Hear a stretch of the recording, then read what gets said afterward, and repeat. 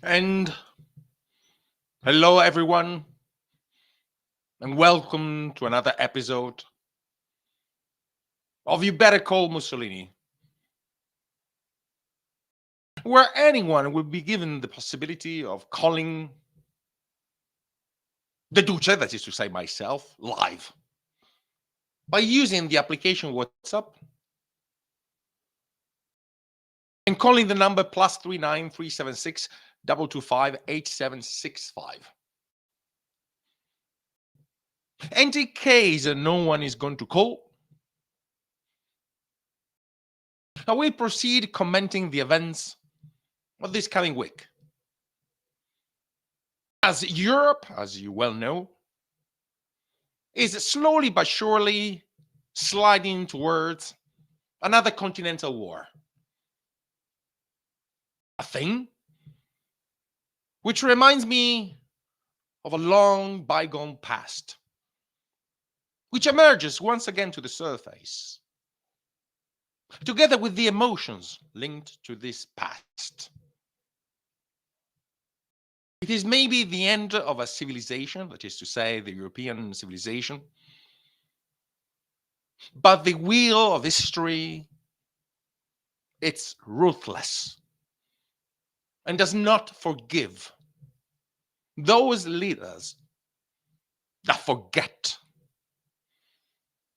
that the sword is the axis of history itself. And I must congratulate myself for this rhetorical speech. Sometimes I've even shocked myself by the language I use, but in any case, this is another story. A lot of events this week. I will not only comment the main event, that is to say, the successful attack by the Iranian forces and the Iranian military against the state of Israel, a sheer success, which by the mainstream media, and when I say mainstream media, of course, I'm speaking about the Western mainstream media, has been rather presented as a failure. But we all know deep inside that the mainstream media is corrupt. And the majority of journalists that work for this mainstream media are not only morally corrupt, but they bow and worship the most evil goddesses, the goddess of propaganda. We will therefore explain why this attack was successful, and at the same time we will dwell on the continuous decline of the so-called American Empire, which in some way resembles the decline of the Roman Empire as well.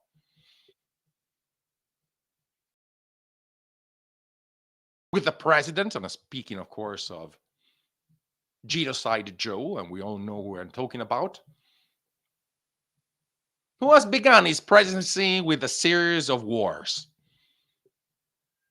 and will end his presidency, I'm sure, with the most humiliating of defeats. That is to say, the defeat imposed by the Russian Federation on the NATO forces in the lands of Ukraine. Hello there.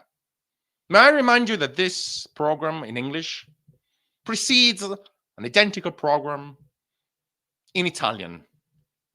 And we've chosen this time, that is to say, 5:30 p.m. Italian time, 4:30 p.m. British time, because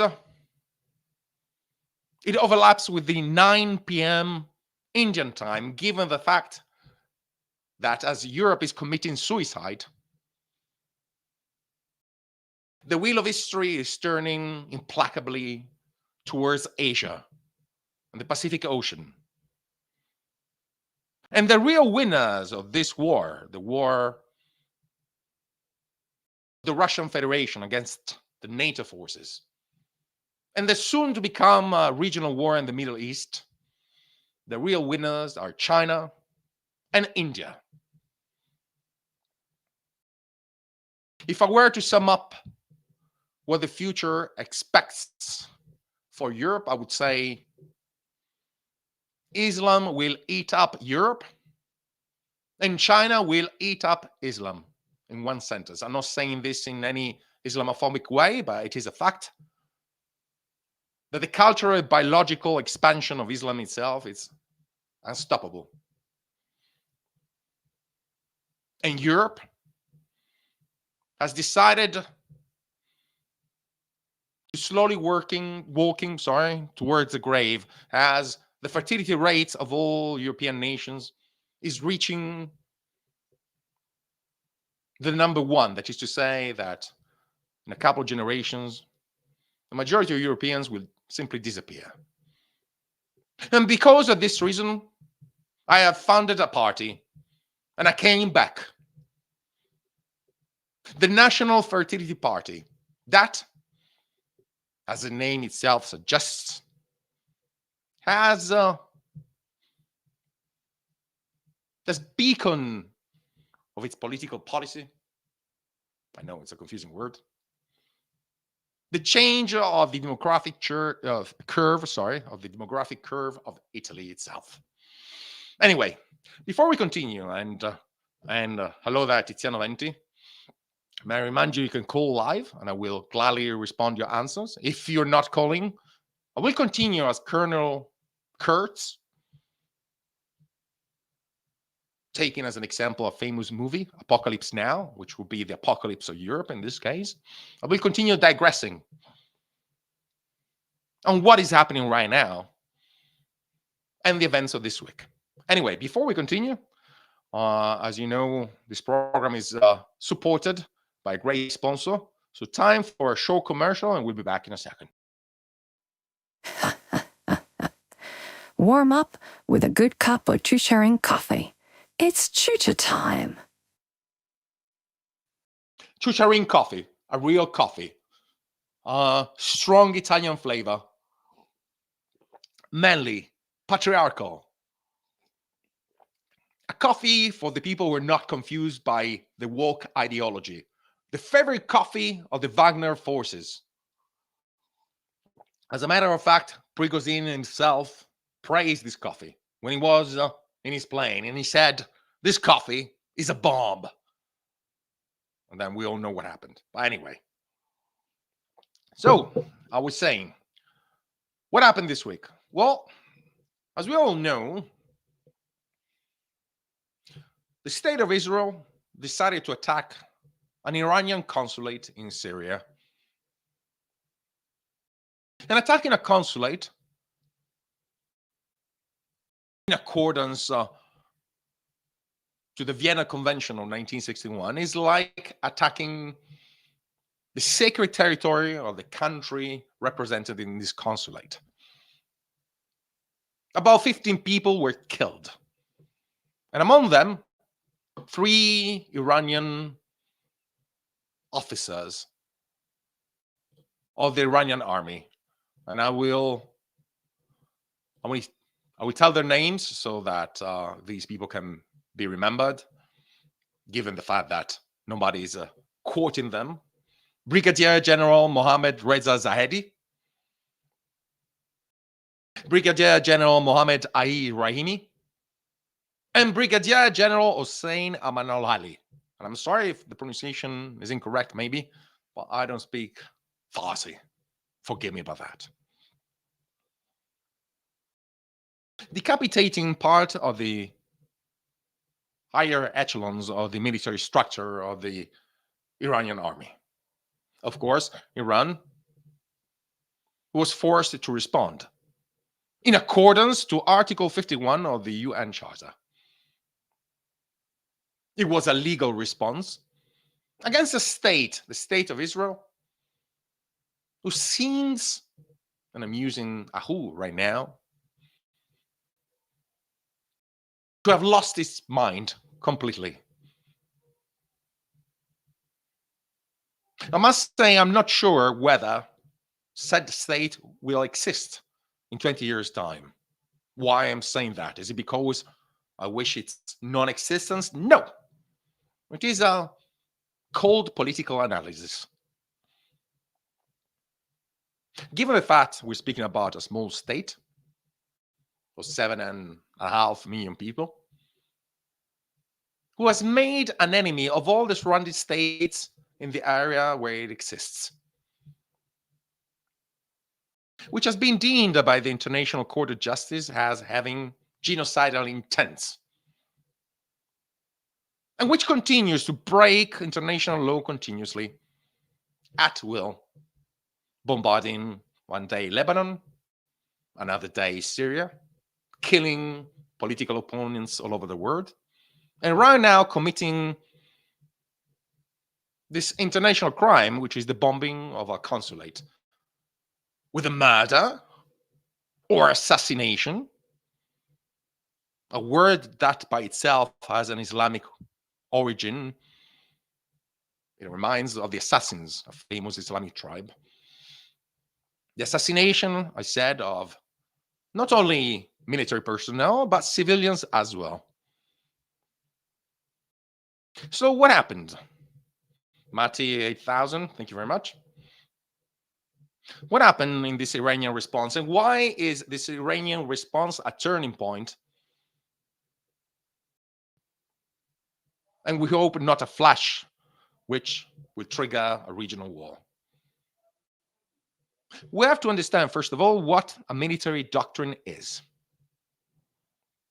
A military doctrine is a word which we use to explain how a military action flows and is enacted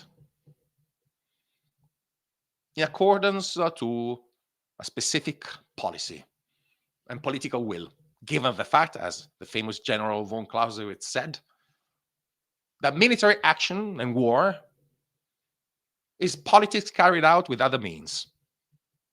Sorry, I'm looking at the phone right now for a second, just to see if there is any phone call. I remind you, you can call by WhatsApp on +39 376 225 8765. For example, the Russian military doctrine says that nuclear weapons can only be used in the case the Russian territory itself is attacked. Therefore,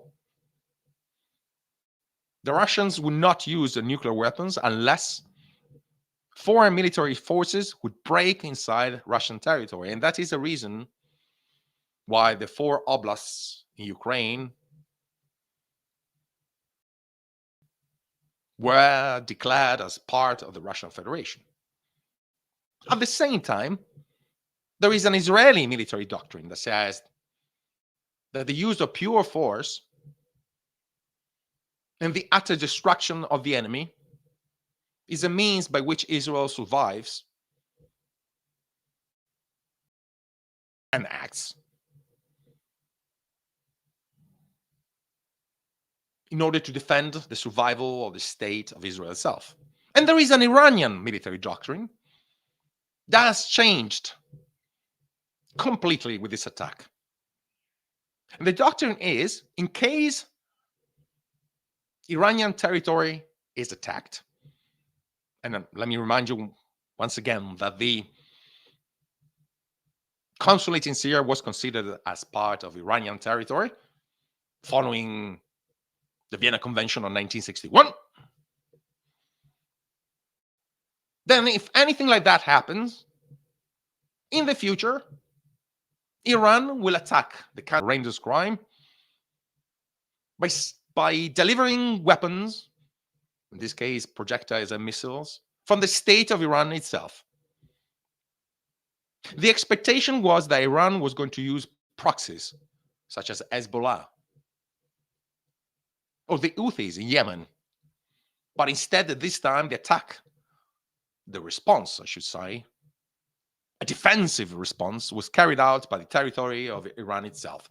That in itself is already a novelty. And I'm surprised that the corrupt mainstream media did not highlight what happened. But the real surprise was the fact that the Israeli air defense forces were pierced and penetrated like a knife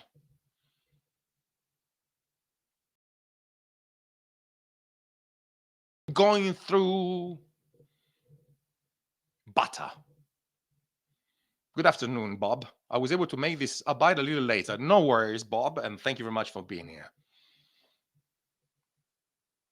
The titles were that 99% of the missiles launched by Iran were intercepted. Huh. Nothing is more far from the truth. So let me explain what happened and why, from a political and military analysis, this is a turning point. A turning point that convinced the United States of America themselves, led by Genocide Joe,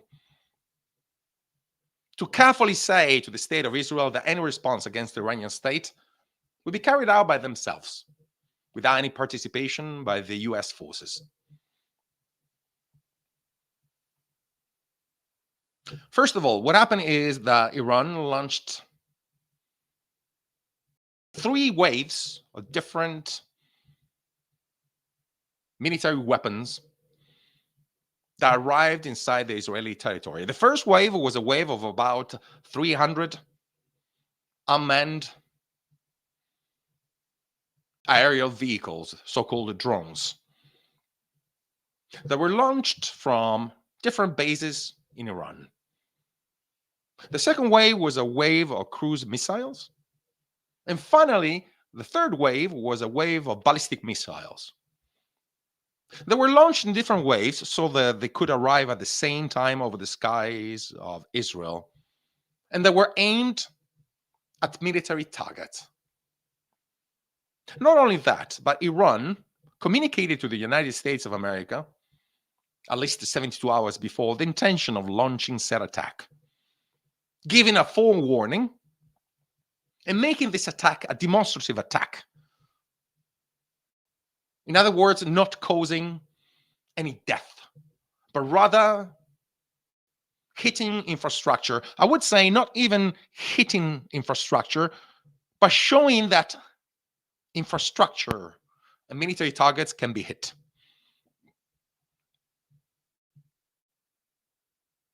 The first response by the Israeli forces was to activate the so-called Iron Dome. Now, why 3 waves?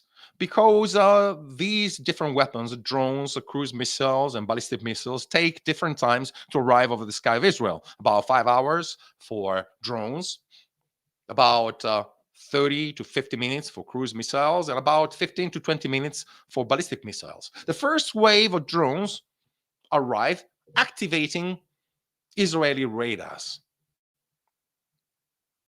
In that way, the Iranian forces could locate where these radars are and get a clear map of Israeli defense forces. Israel launched the equivalent of $1 billion of material into the sky. Some missiles, Patriot missiles, intercepting the first wave of drones. Now, you have to understand something. These systems, these air defense systems, take time to reload. And by the time the second wave arrived, most of the launches were empty. And some of the cruise missiles actually were able to hit their targets. By the time the third wave arrived, that is to say, the wave of ballistic missiles, almost all of them reached their targets. So the Israelis were not able to intercept 99% of the missiles launched against them. But on the third wave, they intercepted zero. I'm just going to say it in Italian so you may understand, which is beautiful, I must say, given the fact that myself, I am Italian. And what targets did they hit? The Atzerim Air Base, the Nevatim Air Base, the Ramon Air Base, and it seems an intelligence building in Tel Aviv itself. All of these targets were hit. There was no death. And let me remind you that Israeli forces killed 15 people in Syria. But there was a clear political message. We're able to hit whatever target we desire with our weapons, penetrating Israeli air defense forces. And not only that, but if you look at the weapons that were used by Iran, they did not use the most modern missiles. In other words, they did not use the Gadars, the Ahmad, the Fatah, the Shejil, the Desvul, the Kiam 2S, or the Khorramshahr 2S, but rather old arsenal, outdated. They basically threw rubbish against the Israeli, which were not able to intercept the Iranian forces. Now Israel is calling, well, that's funny. I'm kind of laughing just thinking about it. Sorry. It's calling for international sanctions against Iran,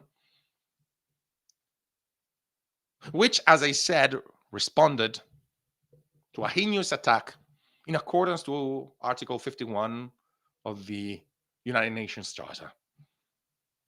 And after the unlawful killing by the Israeli forces,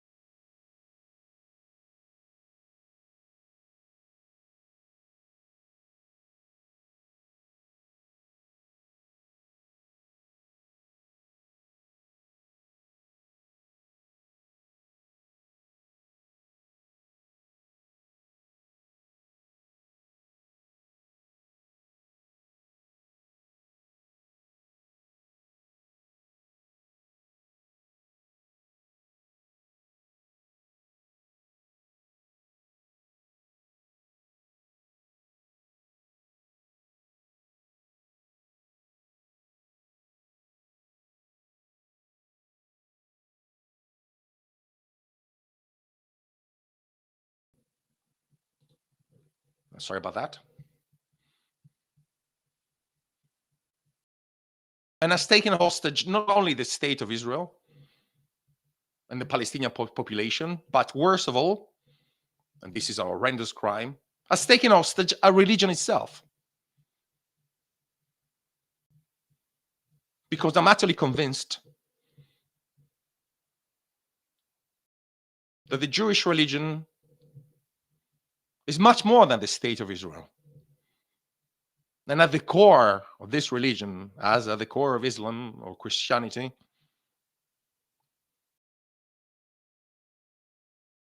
lies the big question of what is our purpose here in this world.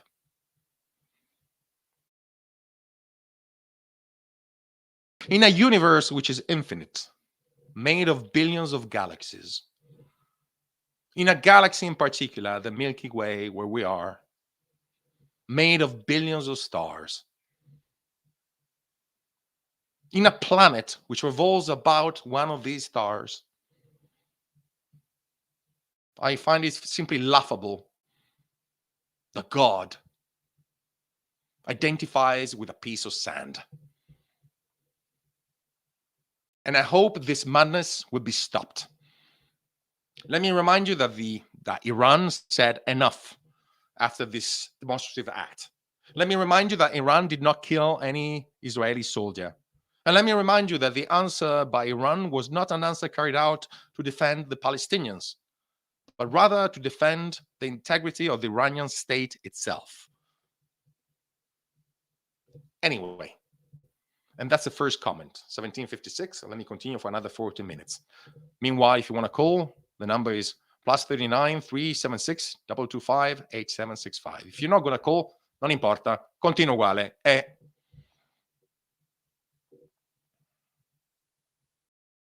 What really worries me is the utter decline of the United States of America, which reminds me in a way of the decline of the Roman Empire.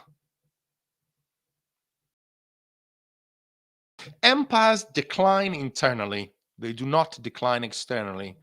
And this victory of the Iranian state against the state of Israel, and we're speaking about an incredible victory here, given the fact that the Iranians forewarned this attack 72 hours before, and they were able to pierce through, as I said, as a knife in butter, the Iron Dome, the so-called Iron Dome.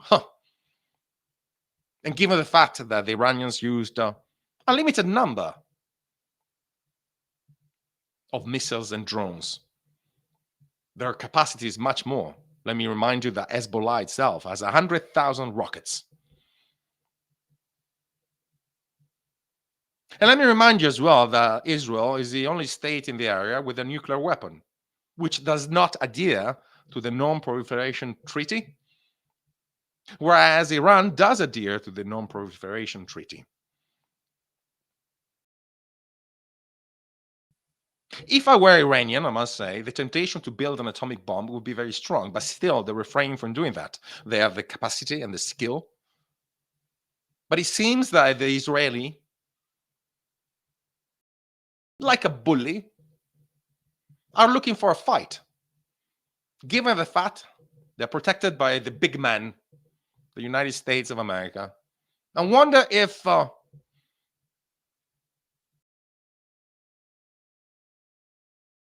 the American public will be willing to see American soldiers entering the Iranian territory, fighting to death to defend the state of Israel itself. Why is this decline happening?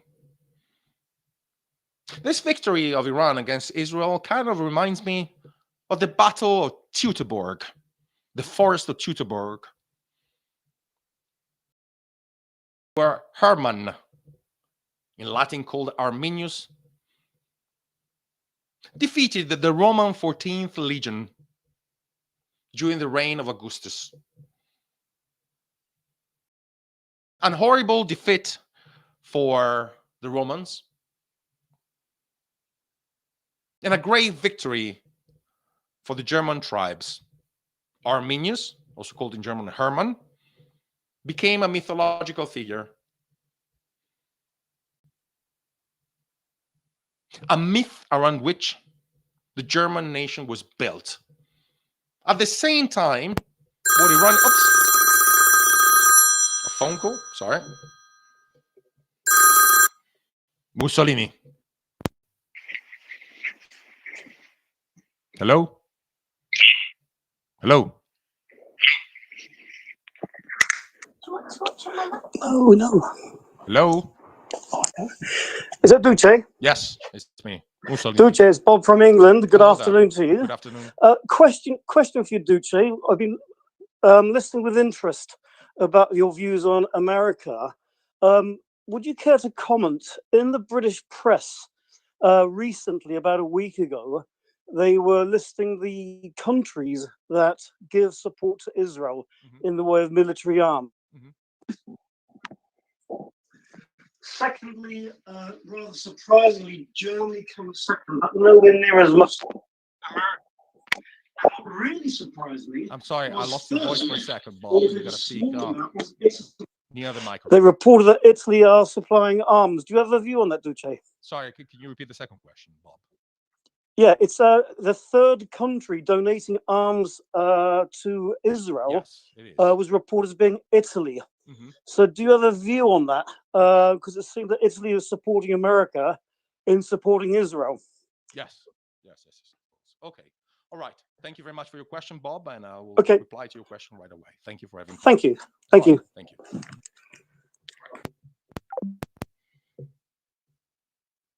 stop the call for a second. I would like to thank our British friend for having called. And the question connects to what I was saying before, that is to say, the current situation in the Middle East. Now, before I answer this question, I'm insisting to speak about the Middle East because what is happening there really worries me. Much more than what is happening in Ukraine, given the fact that the situation in Ukraine, as terrible as may be, is governed by logic and rationality. Whereas in the Middle East, we have much more than a military confrontation, but an ideological confrontation driven by religion.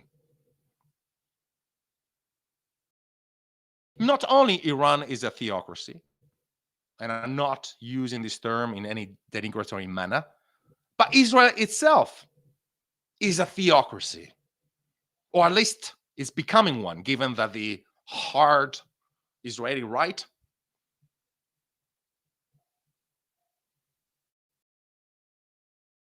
wants to carry the sword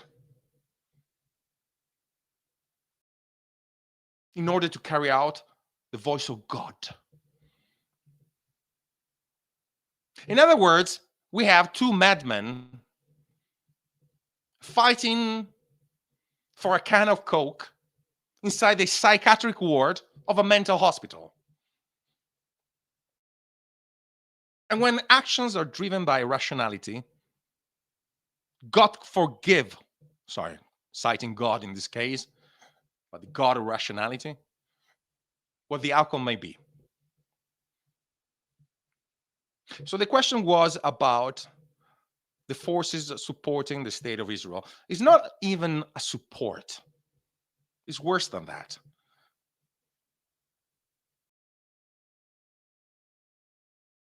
It's blindly following a madman in his crazy rants. We got the United States, and then all the vassal states. I'm not considering Europe right now and all the European states as allies, but rather as vassals. I don't see in Europe any political leader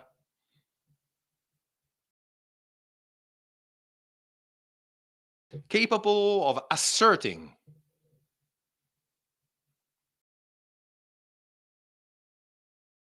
the rights of his or her own country. I don't see any Charles de Gaulle. Let me remind you that General Charles de Gaulle of France, in 1966, that is to say, and I may get the date wrong, but I think it was 1966, asked for France to get out of NATO during the Cold War, when there was a Soviet Union, a force much more terrible than today's Russian Federation. At the time, there were 30,000 American soldiers in different bases, and if I can recall correctly, 35 bases in France. And General de Gaulle asked for them to leave and pulled France out of NATO. The rationale was that France could not be put in a situation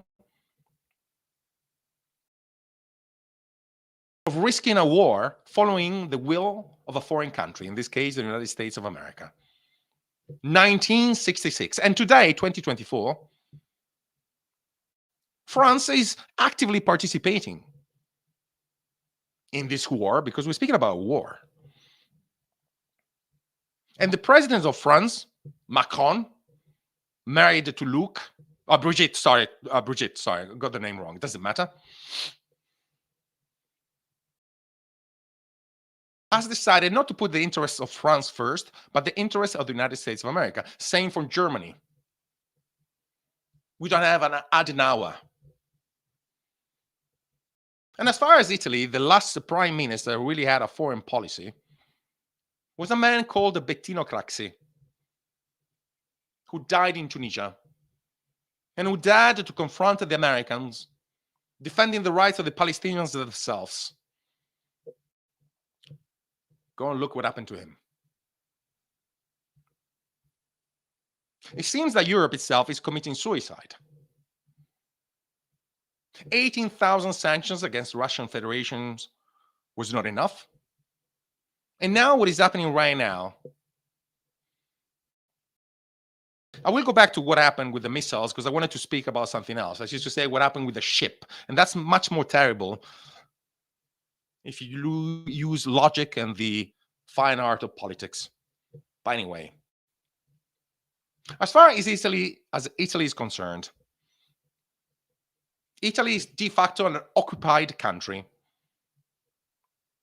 with American military bases scattered everywhere,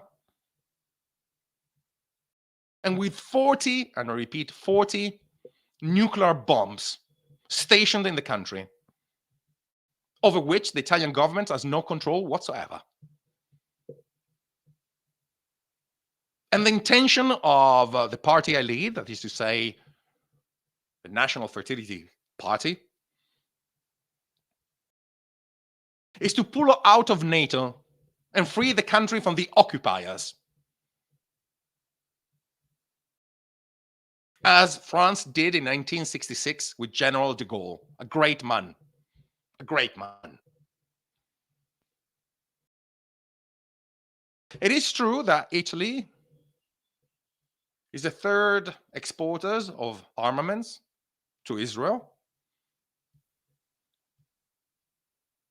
There is also a military collaboration between the State of Israel and Italy.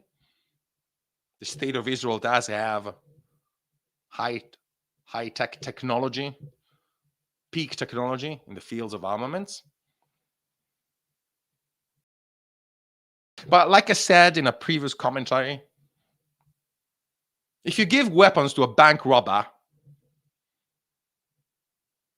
you become automatically responsible for the acts this person commits. And following the decision of the International Court of Justice, it would have been wiser to refrain from this, also because historically the politics and the policy of Italy with regard to the State of Israel and the Palestinians' demands has always been a policy of balance, respecting the State of Israel, but at the same time respecting the demands of a people. It is quite ironic. Right now, I'm remembering a famous slogan that was used at the birth of the State of Israel. A people without a country, and a country without a people.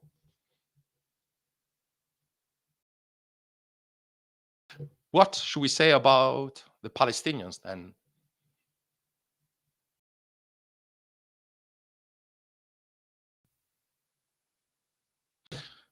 I'm not approving, of course, the acts carried out by Hamas. And I'll open the phone calls again, but we're about to finish our program.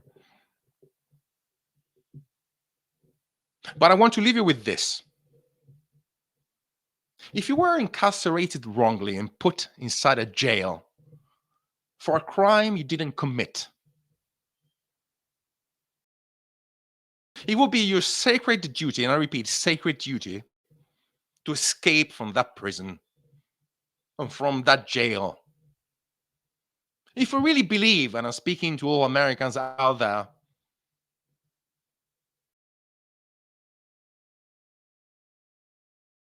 that people have the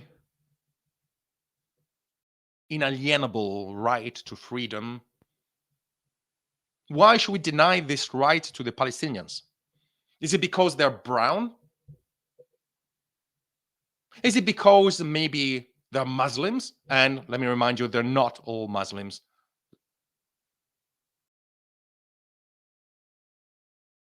There's a Christian population as well in Palestine. And let me remind you that in Gaza, some churches were destroyed. And let me remind you that the Israeli far right hates Christians too.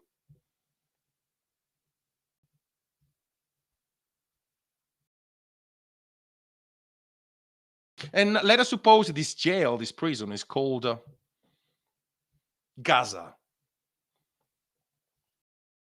Then it would be the sacred duty of every Palestinian to escape this jail and to oppose the people that put them there.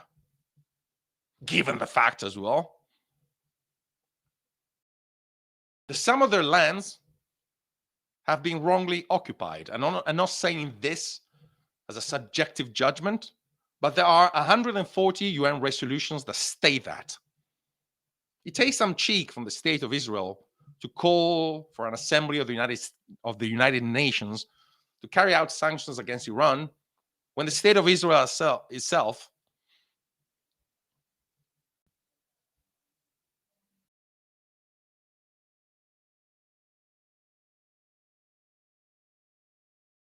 did not abide to 140 UN resolutions.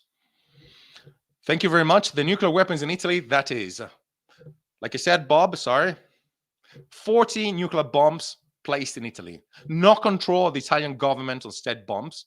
And I was speaking about doctrine before, that is to say, military doctrine. The doctrine of the United States of America has changed as well. Whereas Russia, in its doctrine, sorry, I'm munching my words, getting a in there. What a great coffee.